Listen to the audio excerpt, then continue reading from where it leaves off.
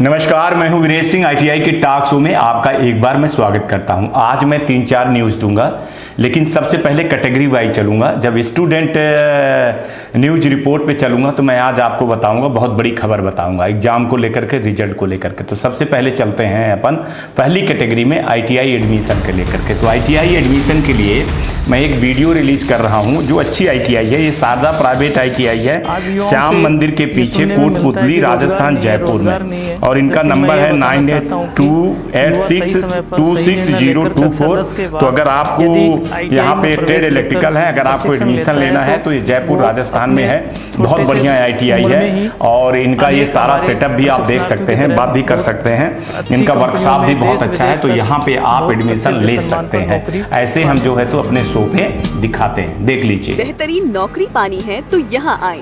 हम है शारदा आईटीआई। 200 से ज्यादा छात्रों को ट्रेन कर रही है best and experienced faculty. Mobile app से अटेंडेंस और असाइनमेंट्स, इलेक्ट्रिशियन, फिटर और आपका करियर संवारने वाले ट्रेड्स। कोटपुतली में सबसे बेहतर प्लेसमेंट गारंटी। एडमिशन शुरू हो चुके हैं। शारदा प्राइवेट आईटीआई, श्याम मंदिर के पीछे, कोटपुतली।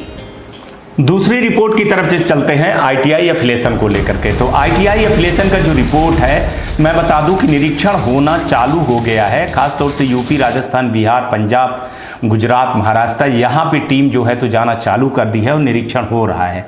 मध्य प्रदेश में अभी निरीक्षण रुका हुआ है। यहाँ के जो स्टेट के लोग हैं उन्होंने अभी कार्रवाई नहीं की है। तो जब तक कार्रवाई स्टेट नहीं करेगा, हर जगह की मैं बता रहा हूँ कि अगर हर जगह में स्टेट कार्रवाई करेगा तभी जो है तो डीजीटी निरीक्षण के लिए अधिकृत करेगी। और निरीक्षण के लिए स्टेट की ही कमेटी आ रही है और हर जगह स्टेट कमेटी बन गई है और वो अपने समय के अनुसार, नियम के अनुसार, टाइम के अनुसार वो देख करके निरीक्षण करने जा रहे हैं।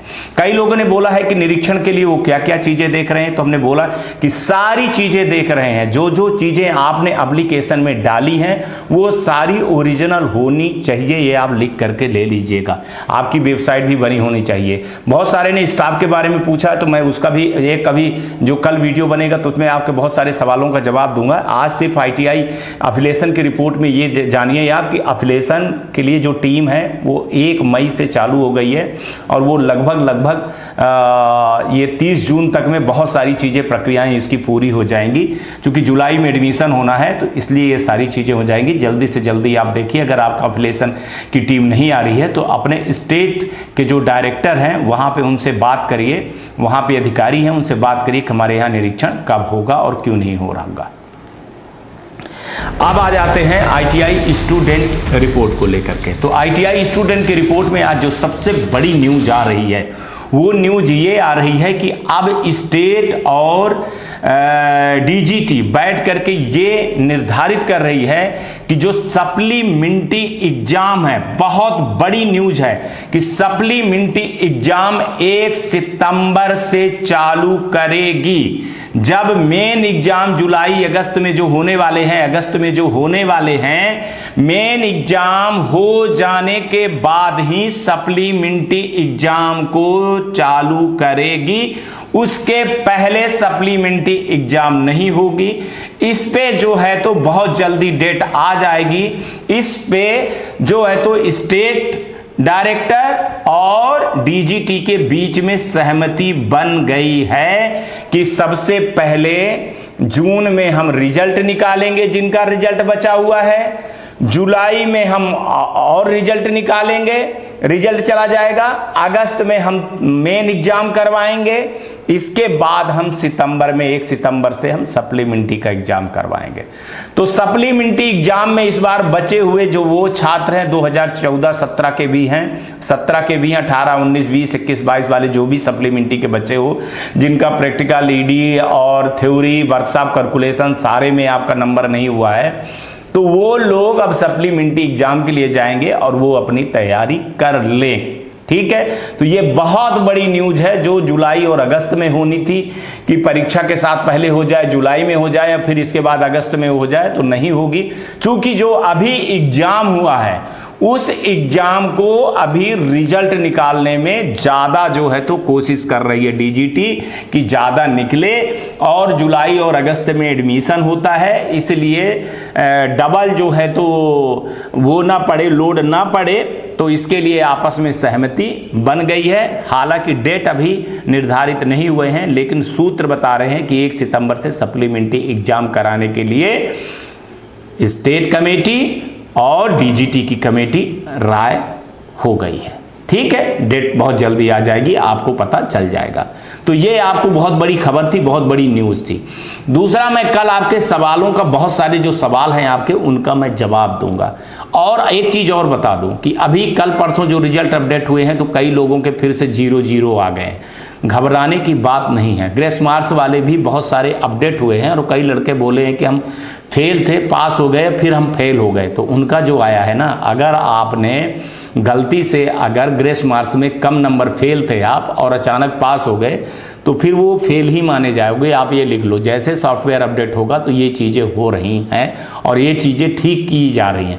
मैंने बोला था कि विद्यानंद जी अब इस चीज़ को देख रहे हैं, तो 14-15 तारीख के पहले आज कल परसों, हमको लगता है कि 2 दिन वर्किंग डे और बचा हुआ है, शुक्रवार और शनिवार बचा हुआ, शुक्रवार ही बचा हुआ है मान के चलिए आप, शनिवार हाफ डे बचा हुआ है इनका। तो चूंकि अगर हाफ डे में भी ये काम करते हैं तो शनिवार को घोषित कर देंगे। हालांकि हमको बोला गया है कि शनिवार और संडे हम लगातार ये पूरा वीक काम करेंगे, 15 तारीख तक जितने बार हैं उतना काम कर लेंगे। लेकिन मेरे को आप भी नहीं लगता है कि 15 तक हो जाने के बाद भी पूरा 100% लोगों का रिजल्ट आ जाएगा। 60% जो मैंने बोला है तो 60% आ जाएगा, लेकिन विद्यानंद जी के आ जाने से 15% और रिजल्ट बन जाएंगे। लेकिन 25% हमको जो चिंता खाई जा रही है, वो जो मैं 40% बोल रहा था, 40% से डेटा अब उठ करके 25% तक सीमित रह गया है। बहुत बड़ी बात हो गई है। आप खुद देख लीजिए, आप जितने लोग देख रहे होंगे कि आप लोगों के बीच में 50 लोग ऐसे बचे हुए हैं जो 200-250 कमेंट करते थे, उसमें 50 लोग ही बचे हुए हैं जिनका अभी grace mark, CBT data not upload या -0 वाले या ग्रीवेंस वाले बचे हो। बाकी का हो गया है। जो 400-500 लोग रहते थे, 1000 लोग रहते थे, चूंकि मेरे पास जो आ रही है न्यूज आ रही है, डीजीटी से आ रही है और बच्चों से आ रही है, तो लगातार अपडेट होता चला जा रहा है। लेकिन वो 25% लड़कों का भविष्य बिल्कुल अंधकारमय हो जाएगा, क्योंकि उनके साथ जो है तो नाइंसाफी हुई है। हाँ, ये लड़के कह रहे हैं कि सर मेरी क्या गलती है। मैं भी बोल रहा हूं कि आपकी क्या गलती है। आपकी इतनी गलती है कि आपने वहां पे ऐसे आईटीआई में एडमिशन लिया जहां आईटीआई वाला सपोर्ट नहीं कर रहा है आपको, तो ये आपकी गलती थी। बाकी जो है तो नोडल वाले ने क्यों नहीं चढ़ा रहे हैं। नोडल देखिए, मैं आज आपको एक और चीज बता दूं कि बीच में जब कोरोना आया ना, तो नोडल के जो नंबर आईटीआई के जो नोडल पे गए वो उस समय पर चढ़ाए नहीं, टाइम पे चढ़ाए नहीं। बाद में लिस्ट गायब हो गई, दुनिया भर के बहाने हो गए।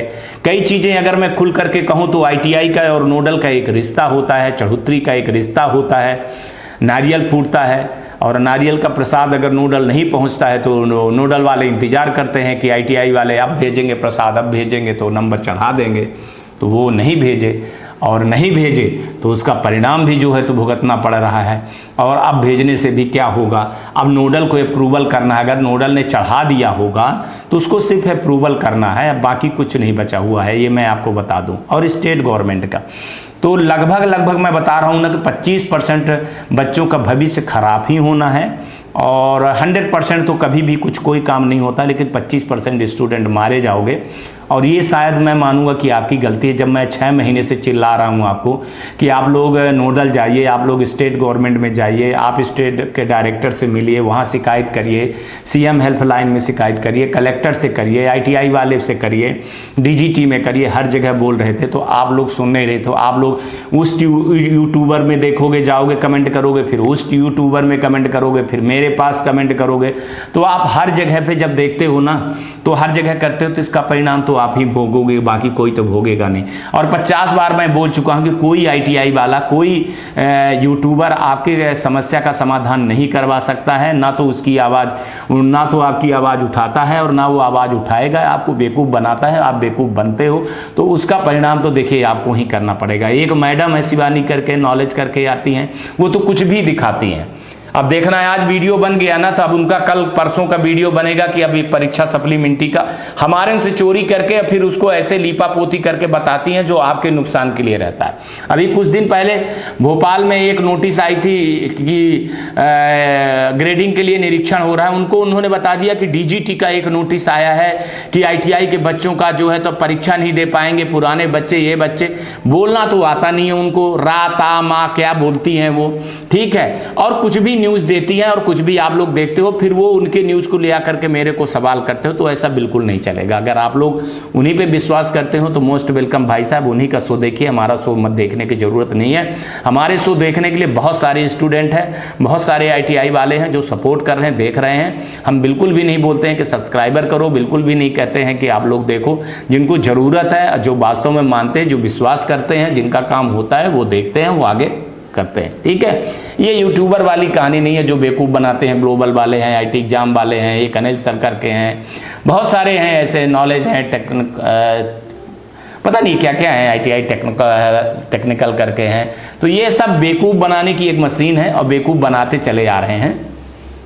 और मैं कहूँगा ना कि वो लोग बड़े बड़े यूट्यूबर हैं, मैं तो बहुत छोटा सा चैनल, अभी 5-6 महीने का चैनल है, बहुत छोटे छोटे लोग वो हमारे पास हैं और बहुत छोटा आदमी हूँ मैं, बहुत बड़ा आदमी नहीं हूँ, लेकिन हाँ काम मैं ही करवाता हूँ, ये काम नहीं करवाएंगे। और ना ये यूज एंड थ्रो वाले हैं, ये बेवकूफ़ बनाते रहेंगे और ये चाहेंगे क्योंकि भविष्य में आप बिल्कुल ना निकलो, ताकि इनके ऊपर आप पढ़ते रहो, पढ़ाई करते रहो इनको और इनकी दुकान चलती रहे। अब ये सोचना ना सोचना आपके ऊपर रहता है, मेरे ऊपर नहीं रहता है, ठीक है। तो आज तक के लिए यही जो न्यूज़ मैंने बताया है आपको, और आगे चल करके कल जो है तो मैं आपके सारे जो सवाल हैं उनका जवाब दूंगा। क्यों? क्योंकि कल है शुक्रवार और कल डीजीटी मेरे को देगी सारे सवालों का जवाब।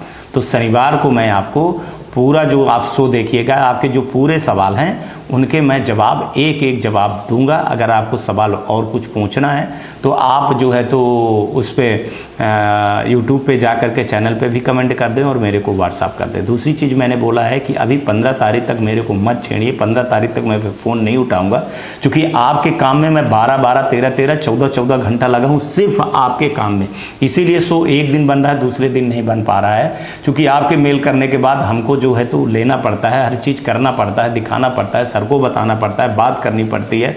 और स्टेट में भी मैं बात कर रहा हूँ, मैं नोडल में भी बात करने लगा हूँ, झुक गया हूँ अब मैं थोड़ा सा। तो आप लोग अगर इंगेज कर दोगे फ़ोन तो मान के चलिए, उनको मैं फ़ोन लगाया उस समय पर नहीं उठाया, दोबारा वो फ़ोन लगाते इंगेज पाते हैं तो फिर वो नहीं उठाते, कहते सर हम चले गए हैं, अब हम नहीं सर, आप कल लगाइएगा। तो इससे आपका नुकसान हो रहा है। आप लोगों को बोल रहा हूँ कि आप लोग व्हाट्सएप पे सिर्फ सवाल, अपना प्रॉब्लम लिखिए, सवाल मत पूछिए कि सर कब होगा, आप ये बता दीजिए, आप वो बता दीजिए। सबको 1000 लोगों के लिए संभव नहीं है कि मैं सवाल का जवाब दूं। हर सवाल का जवाब आपको शो पे आता है, शो पे ही देखिए, ज़्यादा बेहतर रहेगा, सब एक साथ सुन लेंगे। आज तक के लिए इतना ही। गर्मी आ गई है, चिड़ियों और पौधों को पानी दीजिएगा, अपना ख्याल रखिएगा, बड़े बुजुर्गों का सम्मान रखिएगा। नमस्कार, जय हिंद, जय भारत।